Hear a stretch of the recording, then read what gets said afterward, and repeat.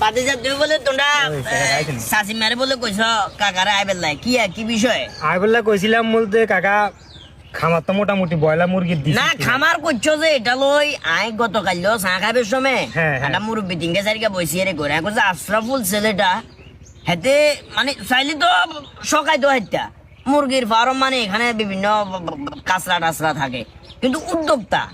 বাংলাদেশ বলো দেশের যে কোনো জায়গায় উদ্যোক্তার আলাদা একটা মূল্য আছে তুই চাকরি করলে 10,000 টাকা হাইতা কিন্তু এখানে অনেক রকম হিসাব কিতাব হয়ে যেত টাইম টু টাইম কাজ করার লাগতো আর বেকার গুলো না তো নাই মনে করি কাজ কাম করি এখন অনেক বাধা তো যাক একটা জিনিস ভালো লাগলো সুন্দর একটা ফার্ম দিছো এখন কাকারে কিনলে বলেছো এটা তো কইতা এটা তো কাকা নেরে কইতাম বলতে কাকা ইয়া তো মোটামুটি 3 তালা আছে না 3 তলায় তো বয়লা মরা উড়ে দিছি বুঝছেন